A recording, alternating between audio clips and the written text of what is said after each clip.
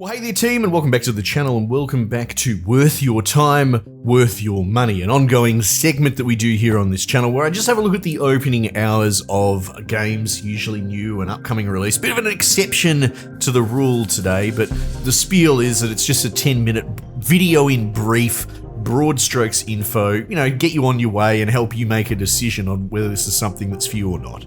Now, today is a bit of an exception, a bit of an aligning of Swiss cheese holes, a bit of providence, depending if that's what you want to see. Now, not to be too gloomy, but recently we've been on the warpath. My channel's a little bit in a dire state. So much so that we've pretty much got a month to raise a bit more capital, a few more members to just get over that line of self-sufficiency, self-sustainment. We're nearly there, and I'm not trying to front load with a big piece or anything like that, not at all. It's more my motivation is that if this thing's gonna go out, I'm gonna go out swinging and playing my favorite games. And Terra Invicta is one of those games, and I just really want to have a red hot go and put another series up on the channel, up on YouTube. People seem to really enjoy it, and that's where we find ourselves now. I'm doing married content now where I do these brief, worth your time, worth your money videos in concert with the kickoff of a Let's Play. So footage for Terra Invicta is going to be following, over the course of the next day. And while I'm no means an expert or someone you should ever take any sort of advice from, for my part, I think I do a pretty good job of explaining the opening hours of this game. So yeah, out of season, perhaps. I started recording last night, I woke up this morning and Terra Invicta overnight. In fact, all of Hooded Horse's catalogue has gone on sale. So that's a pretty interesting sign, if anything. So you should, if you do find this interesting, go and pick it up. In fact, I'm thinking this might be a really good signal that over the course of the weekend, we go on the warpath and cover a whole bunch of Hooded Horse's catalogue. They're one of my favorite AA indie publishers. They cover these sort of more hardcore engineering mind type games, and Terra Invicta is the king of them all. So, and look, one final little dovetail on the end of it, I actually did one of these videos for Terra Invicta a few months ago when we pivoted into this content away from reviews. Too bad, so sad. When it comes to this game, I don't think there's enough content out there, so what, I'm doubling up. It's mine. It's mine to do. Okay, so at long last, what is Terra Invicta? Well, like I said, published by Hooded Horse, developed by Pavonis Interactive. They're most notable for doing the long war mods for the XCOM games, which still to this day I haven't gotten around to. You know what? Maybe this is the time. Maybe I finally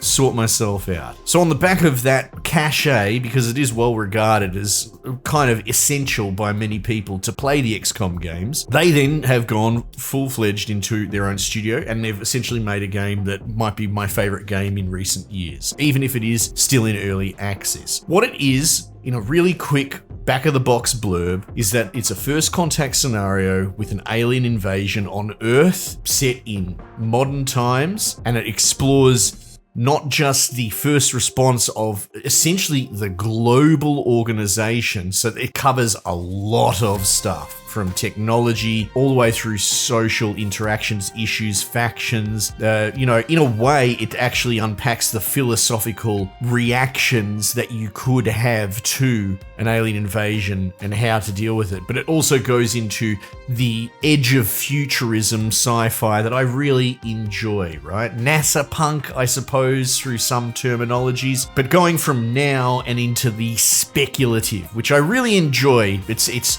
tricky to do, and it's generally grounded in edge of hard science. So a lot of buzzwords, but again, if you're from my audience and you're so inclined towards these sort of games, this may well be just the game for you as well. And like I said, I'll walk some people through it in a playthrough, and if it's well received, we'll bloody do 100 hours. I don't really care as long as people are there for it. In fact, to wind it back, it just opens with a random crash ship landing on Earth, and from there you represent, like I said, kind of an organization, not strictly a country per se, because given how this game can go and how it reacts, and you go sort of extraterrestrial into space and that sort of thing, into this uncharted land, nation states don't really, I don't want to say don't matter as much, but they probably mean different things. And ideologically aligned organizations rise from this. At least that's the concept they play with. And currently I'm playing as the Resistance, which is sort of default Dan, the basic reaction. And that is obviously in its namesake to resist the alien invasion in all ways, in all dictate through missions, right? But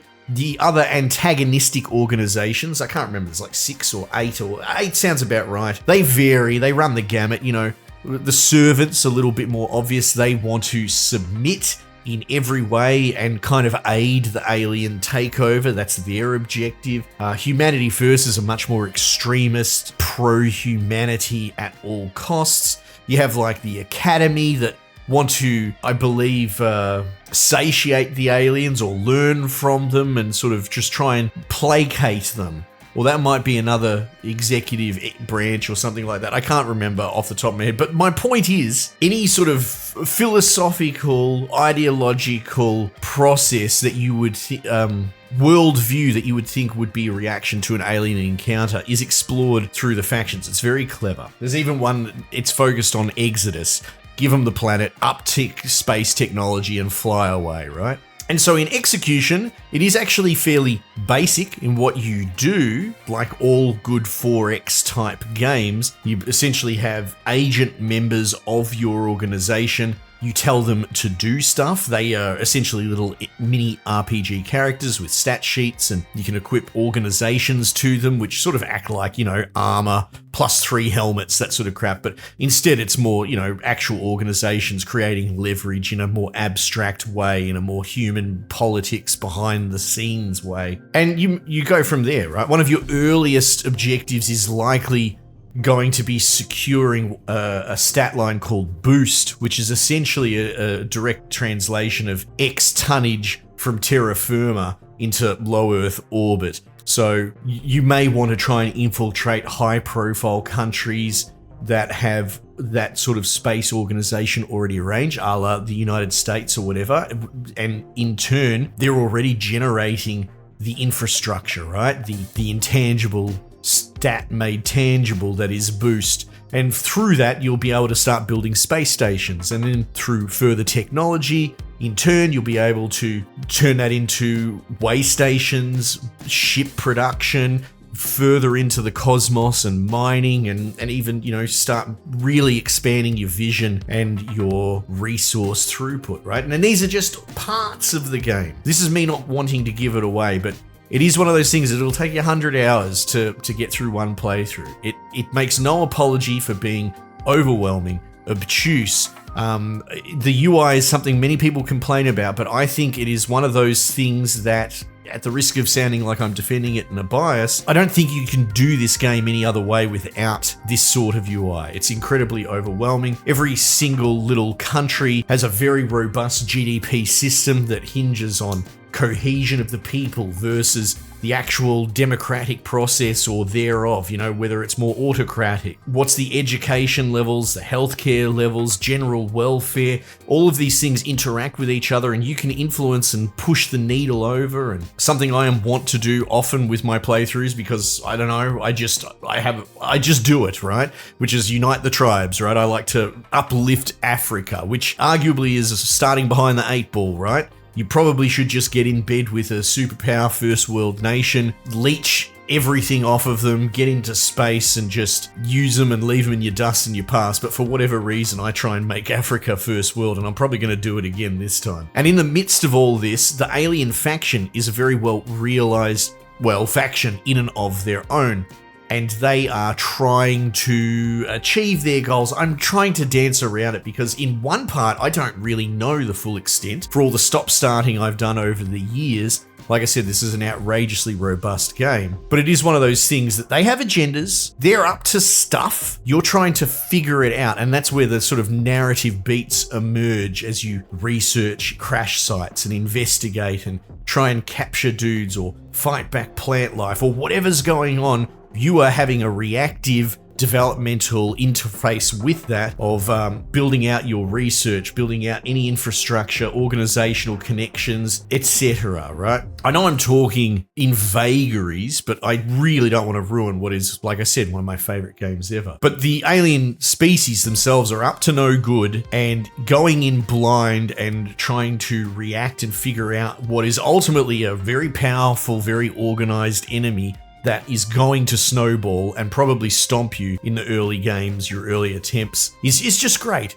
The game treats you with respect by really putting a brutal adversary up against you, and you have to figure out how to combat them on the fly. Anyway, I think it's an excellent game. I really do. It's probably one of the best things in Hooded Horse's entire catalogue. Though they've got all sorts of other really great stuff. Against the Storm we'll probably cover. That's one of my other favourite games. But even things like Manor Lords and that, I suppose I could dip back in and have a look. Let me know, actually, especially at this particular juncture, if you're watching this hot off the presses, let me know if there's anything in particular in the Hooded Horse back catalogue that you want to have a look at on the channel, and I'll bring it up this weekend. Terra Invicta, the most convoluted, overwhelming, and just generally awesome game that I've got in my library, and like I said, this seemed like the perfect excuse for me to kick off a new playthrough, and with that, an accompanying short form video like this to back brief you on whether it's for you. Some of you are going to say, no way, no, that's absolutely not for me, but maybe you'll tune in and check it out yourself and